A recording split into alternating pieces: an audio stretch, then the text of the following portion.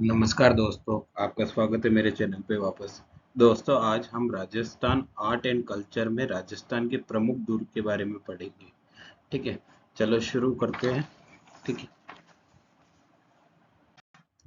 सबसे पहले अपन ये जानेंगे यूनेस्को क्या होता है। यूनेस्को एक united, U for united, N for nations, E for education, S for scientific, C for cultural, O for organisation. UNESCO एक अंतर्राष्ट्रीय संस्था है, ठीक है, जो शिक्षा, संस्कृति और धरोहर को बचाने में काम करती है। ठीक है, अब इसमें एक टर्म यूज होती है, वर्ल्ड हेरिटेज साइट क्या है। ऐसी जगह जिन्हें यूनेस्को खास मानता है और दुनिया के लिए जरूरी मानता है, उसको मतलब ये यूनेस्को का काम होता है। ठीक है, अब अपन चलते हैं नेक्स्ट स्लाइड पे। यूनेस्को ने 21 जून 2013 को राजस्थान के 6 किलों को विश्व विरासत स्थल में स्थापित किया। ठीक है, यूनेस्को ने कितने, एक सेकंड में आपको पेन लेके समझाता हूँ। यूनेस्को यूनेस्को ने कितने किले को विश्व विरासत में शामिल किया? 6 किलो को, याद रखना 6 किलो को, ये आपके पेपर में आएगा। पहला है चित्तौड़गढ़, दूसरा कुंभलगढ़, तीसरा जैसलमेर किला, चौथा आमेर किला, पांचवा गंगरोन किला, ठीक है, छठा रणथंभौर किला। ठीक है, शाखा। अब पढ़ते कि शाखा क्या होता है। सबसे इंपॉर्टेंट चीज है शाखा क्या होता है, शाखा वर्ड का मतलब क्या होता है। शाखा का अर्थ ये होता है, नॉर्मल मैं समझाता हूँ आपको। जब किसी किले को शत्रु घेर लेता है ना, और तब तय हो जाता है कि अब हमारी हार निश्चित है, मतलब अब हम कुछ भी नहीं कर सकते, हमको हार नहीं है, कि मतलब ये निश्चित हो जाता है कि तय निश्चित है, अब कुछ नहीं कर सकते। तो उस टाइम क्या होता है, राजपूत वीरों ने अंतिम युद्ध की पूरी तैयारी के साथ लड़ाई का संकल्प लिया होता है, कि हम तो लड़ाई तो करेंगे, पर अंतिम अंतिम युद्ध पूरा लड़ेंगे। ठीक है, तो इसमें क्या होता है, इससे पहले जो महिला होती है ना, वो जौहर करती है, मतलब या मतलब आग होता है ना, आग, आग में प्रवेश करके आत्म बलिदान करती है, मतलब आग, आग में कूद जाती है और सुसाइड कर लेती है। आग में कूदेगी या फिर जल में कूद जाएगी, ताकि वो दुश्मनों के हाथ ना लगे। ठीक है, और इसके बाद, उसके बाद जो पुरुष बचते हैं ना, वो क्या करते हैं, केसरिया कलर का वस्त्र पहनकर तिलक लगाकर अंतिम युद्ध के लिए निकलते हैं। इसी को साका कहा जाता है। ठीक है, साका मतलब होता है जौहर प्लस केसरिया। ठीक है, ये देखो, ये जैसा लिखा हुआ भी है, जब दुर्ग पर भयानक समस्या आए तो जौहर महिला द्वारा अग्नि में या जल में कूदकर जान देगा। ठीक है, और केसरिया पुरुष द्वारा केसरिया वस्त्र धारण कर युद्ध में लड़ते हुए वीर गति को प्राप्त होगा। ये आपके एग्जाम में जरूर पूछा जा सकता है कि जौहर और केसरिया में क्या डिफरेंस है, ये बहुत इंपॉर्टेंट है। ठीक है, ये आप ध्यान रखना, ये बहुत इंपॉर्टेंट चीज है। ठीक है, अब चलते हैं आगे। ये देखो जौहर, ये देखो आग में कूद रही है। ठीक है, और इन्होंने देखो केसरिया कलर का ड्रेस पहनी हुई है, केसरिया कलर का, और ये रेड तिलक लगा रखा है। ठीक है, तिलक लगाता है और केसरिया कलर की ड्रेस पहनता है।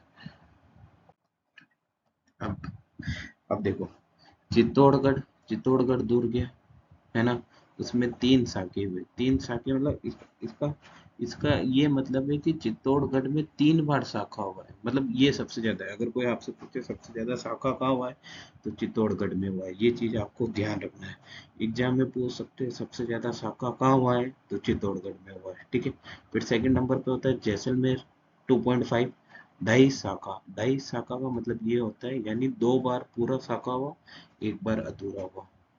गंगरोड़ में 2 शाखे हुए। ठीक है, किले में 2 बार शाखा हुआ, और सिवान दुर्ग में 2 शाखे शाखे हुए, यहाँ पे भी 2 बार हुआ, और रणथंभौर और जालौर में एक एक। ये पूरा इम्पोर्टेंट है, ये आपको एग्जाम में पूछ सकता है। ये पूरा आप याद रख लेना, ये आपके बहुत काम आएगा। ये बहुत इम्पोर्टेंट टॉपिक है, ये चीज तो आपको पता ही होनी चाहिए। चलो अगले चलते हैं। देखो, कौटिल्य ने, अब दुर्ग पे आते हैं अपन।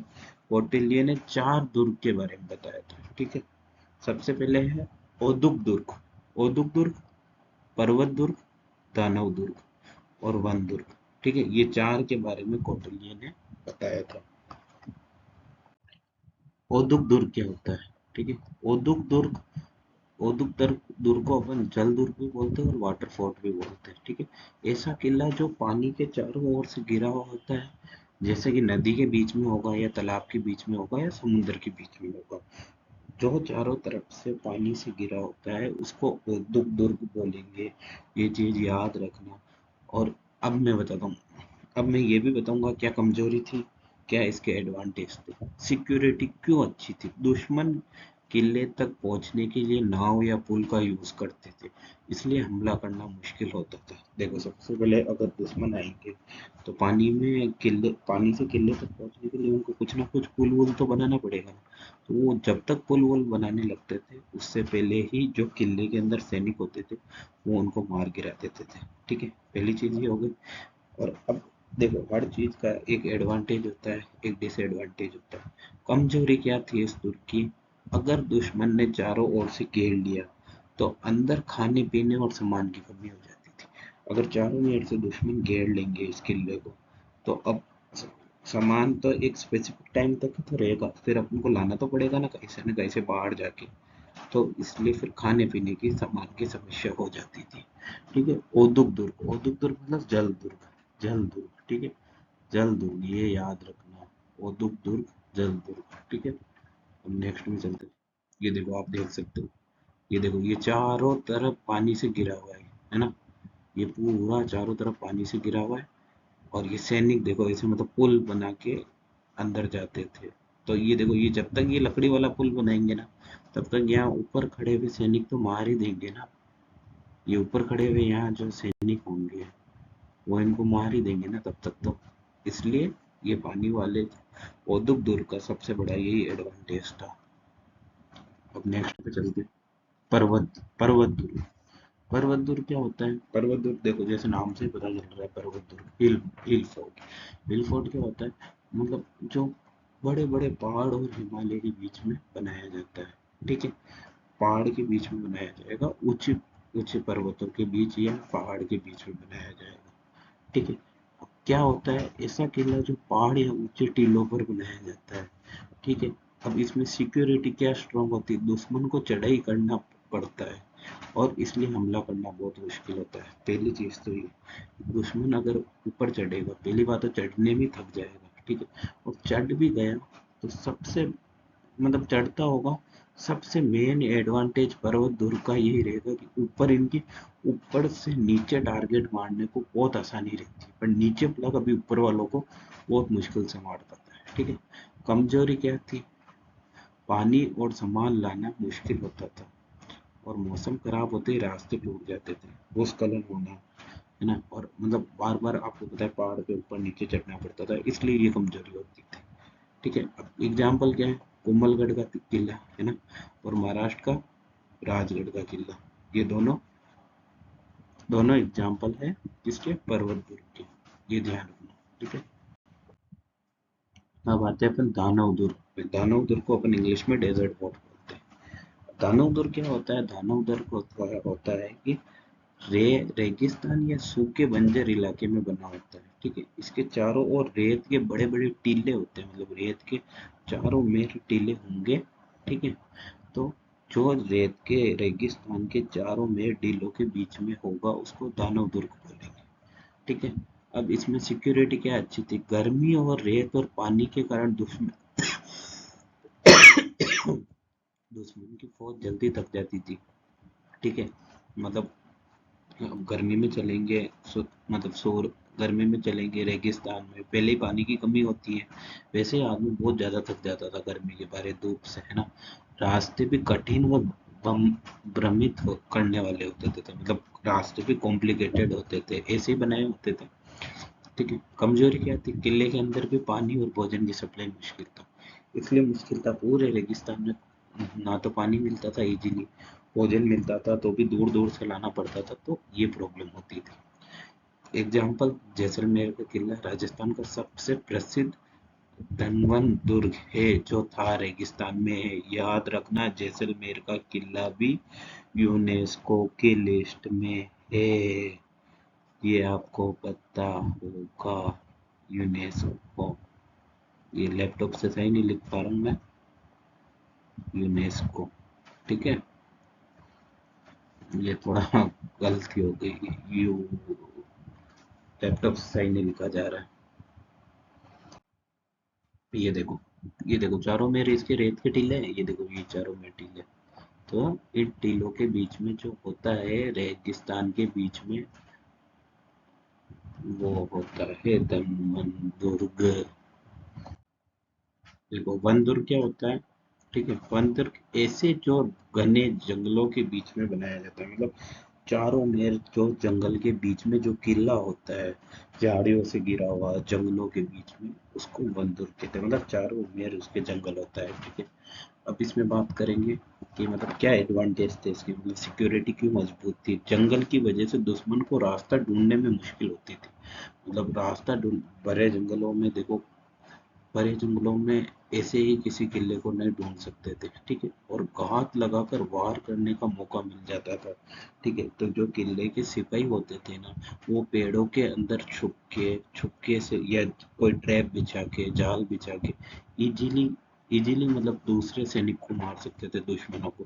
ठीक है, कमजोरी क्या होती थी, जंगली जानवर बहुत ज्यादा रहते थे वहाँ, बीमारियां होती थी, और साथ ही बारी बारिश में रास्ते भी खराब होते थे, और पेड़ पौधे भी बहुत ज्यादा बढ़ जाते थे, क्योंकि ऑब्वियसली बात है फिर उनको कटवाना पड़ता था।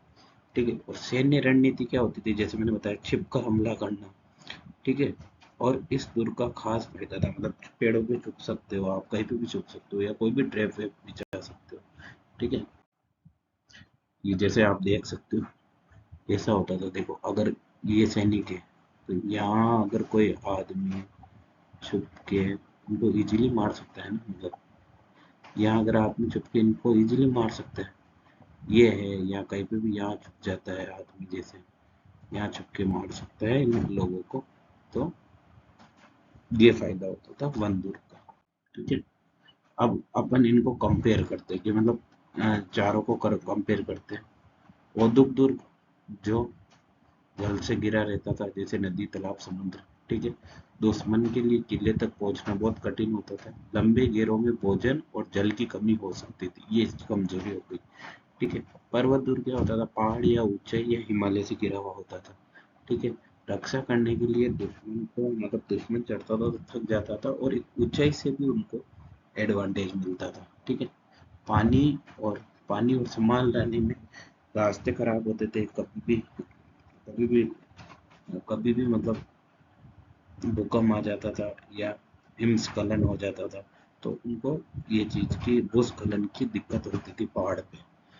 ठीक है, और दानवदुर क्या होता था, रेगिस्तान या बंजर क्षेत्र, मतलब मेनली रेगिस्तान के अंदर ही होता है ये, बंजर तो, बंजर में नहीं था, रेगिस्तान में होते हैं। ठीक है, गर्मी के रेत और रास्ते की कठिनाई से दुश्मन थक जाता था, गर्मी और धूप के कारण जब इन पे अगर कोई दुश्मन हमला करने आता था, तो वो थक जाता था।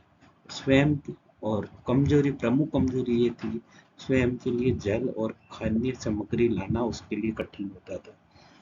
और वन दुर्ग क्या होता था, घने जंगलों के बीच वन दुर्ग होते थे। ठीक है, छिप कर हमला करना आसान था, दुश्मन रास्ता नहीं ढूंढ पाता था, और प्रमुख कमजोरी यही थी कि जंगली जानवर और बीमारियां और भ्रम की स्थिति। ये टेबल आप लोग याद कर लेना, ये आपके काम आएगी, वैसे इतना एग्जाम में नहीं पूछते, बट मेन ये दो चीजें तो आपको आनी चाहिए, ये एक तो दुर्ग और एक स्थान, ये चीज। ठीक है, थैंक यू गाइस, अगर आपको पसंद आया है तो मैं कल इसका पार्ट 2 बनाऊंगा। ठीक है, चैनल को लाइक कीजिए और सब्सक्राइब कीजिए, मिलते हैं नेक्स्ट वीडियो, बाय।